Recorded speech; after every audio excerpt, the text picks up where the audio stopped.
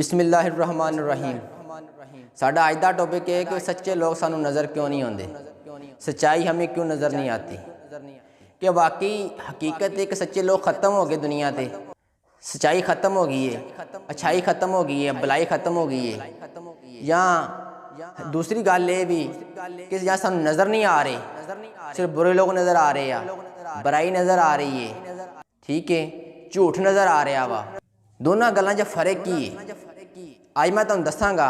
इस हकीकत की है कि सच्चाई खत्म हो गई है या साडी अख खत्म हो गई है, सच्चाई देखने वाली अख नहीं हैगी। छोटी जी कहानी ना मिसाल ना तुहानू समझाउण दी कोशिश करदा दोस्तां नू। एक मरतबा एक आदमी दूर दराज इलाके च एक बाबा जी को हाज़र होया। जा कहंदा सरकार मैं जाना वा दूसरे मुल्क कुछ काम दे सिलसिले च, कुछ चंद को मानता वा, मैं चाहना वा ऐसा मानता नू तो मैं रख जावा और वापसी आन के मैं लै जावा। बाबा जी कहते पुत्त क्या तेरे इलाके च लोग नहीं हैगे? वो बंदा को कहता सरकार गल है भी मेरे इलाके च कोई सच्चा बंदा नज़र नहीं मैनू आया, कोई अच्छा बंदा नज़र नहीं आया मैनू। बाबा बोलिया कहता की गल भी तेरे आस पास कोई सच्चा बंदा नहीं हैगा? वो कहता मेरे आस पास सच्चा बंदा कोई नहीं हैगा, कोई चंगा बंदा कोई नेक बंदा कोई नहीं नज़र आता मैनू। उन्होंने कहा तेरे इलाके च? वो कहता मैनू कोई नज़र नहीं आता। बाबा जी ने कहा पुत्त बैठ जा, इत्थे लागे उन्होंने बिठा लिया। उन्हें बड़े प्यार नाल बाबा जी ने समझाया उन्होंने। कहते भी गल है भी पुत्त क्या भी सच तेनू नज़र नहीं आता कि सच वैसे खत्म हो गया? बाबा कहते पुत्त गल है भी सच ना हर जगह ते मौजूद है, आस पास घूम रहा, सच्चाई अच्छाई और बुराई दोनों एक जगह ते मौजूद है, साढ़े आस पास घूम रही हैं, हर जगह ते अवेलेबल है, लेकिन दर हकीकत है सानू नज़र नहीं आता। बाबा कहते भी गल है भी एक दफ़ा ना एक बंदा डॉक्टर को चल गया अपनी अख चैक करवाउण। डॉक्टर साहब ने बिठाया टेबल ते, सांस लिया बाबा जी ने। सांस लैन तो बाद ना डॉक्टर पुछदा भी बाबा जी सामने देखो दीवार ते की लिखिया? ते बाबा जी कहते भी मैनू नज़र नहीं आ रहा। डॉक्टर ने फिर कहता डॉक्टर कहता बाबा जी देखो सामने दीवार ते की लिखिया, गौर ना पढ़ो। बाबा जी कहते भी डॉक्टर साहब मैनू कुछ नज़र नहीं आ रहा। उन्हें क्या वो दीवार नज़र आ रही है? बाबा कहता पुत्त मैनू दीवार भी कोई नज़र नहीं आ रही। बाबा डॉक्टर साहब चुप कर गए। डॉक्टर साहब चुप कर गए। उन्हें एक लागे बैग पिया सी, बैग विचों एक ऐनक कड्डी, एक चश्मा कढ़िया, वो कढ़ के उन्हें बाबा जी दी अखां ते लाया। तो फिर पुछदे बाबा जी सामने देख दीवार ते कुछ नज़र आ रहा, कुछ लिखिया नज़र आ रहा? बाबा कहते बिल्कुल डॉक्टर साहब हुण नज़र आ रहा, हुण तो बिल्कुल साफ साफ नज़र, जो जो लिखिया साफ साफ नज़र आ रहा। उन्हें कहा दीवार कहते, बाबा जी कहते डॉक्टर साहब हुण दीवार नज़र आ रही।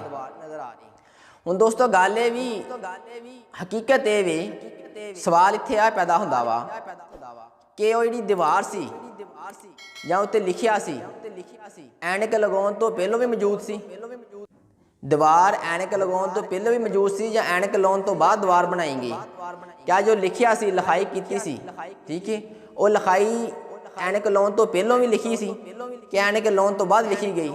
जवाब ये आएगा नहीं, बिल्कुल ऐनक लाउण तो पहलों भी दीवार मौजूद सी, ऐनक लगाउण तो पहलों भी लिखाई की गई सी, लेकिन हकीकत गल ये भी सानू नज़र नहीं आ रहा।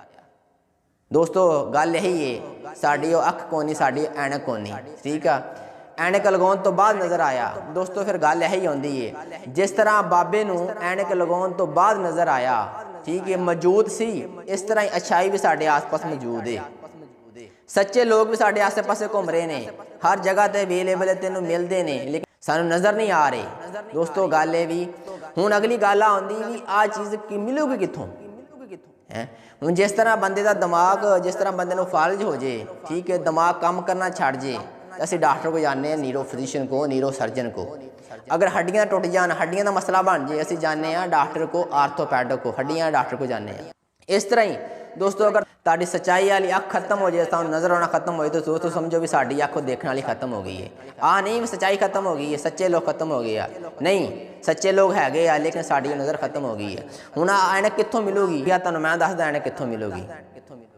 आ तुहानू बुजुर्गों को मिलेगी, आ तुहानू नेक लोगों को मिलेगी, ठीक है, आ तुहानू आबद लोगों को मिलेगी, आ तुहानू ऐनक बुजुर्गों की महफल जो मिलेगी। लेकिन दोस्तों असीं सब चीज़ छड्ड गए हैं, असीं कितने सारे हर लोग बुरा है, सानू सिर्फ बुराई नज़र क्यों ना आवे? असीं साढ़े वो ऐनक ही नहीं लगी, ਸਾਡੇ ਉਹ ਚਸ਼ਮਾ ਨਹੀਂ ਲੱਗਾ। ਠੀਕ ਹੈ ਦੋਸਤੋ, ਸਾਨੂੰ ਚਾਹੀਦਾ ਵੀ ਬਜ਼ੁਰਗਾਂ ਦੀ ਮਹਿਫਲ 'ਚ ਬਹਿਣਾ, ਨੇਕ ਲੋਕਾਂ ਦੀ ਮਹਿਫਲ 'ਚ ਬਹਿਣਾ, ਆਬਦ ਲੋਕਾਂ ਦੀ ਮਹਿਫਲ 'ਚ ਬਹਿਣਾ। ਠੀਕ ਹੈ, ਜਿਹੜੇ ਸੂਫੀ ਲੋਕ ਉਹਨਾਂ ਦੀ ਮਹਿਫਲ 'ਚ ਬਹੋ, ਤੁਹਾਨੂੰ ਐਨਕ ਵੀ ਮਿਲੇਗੀ, ਤੁਹਾਡੇ ਅੱਖਾਂ ਦੇ ਐਨਕ ਵੀ ਲੱਗੇਗੀ, ਤੁਹਾਨੂੰ ਸੱਚਾਈ ਵੀ ਨਜ਼ਰ ਆਏਗੀ।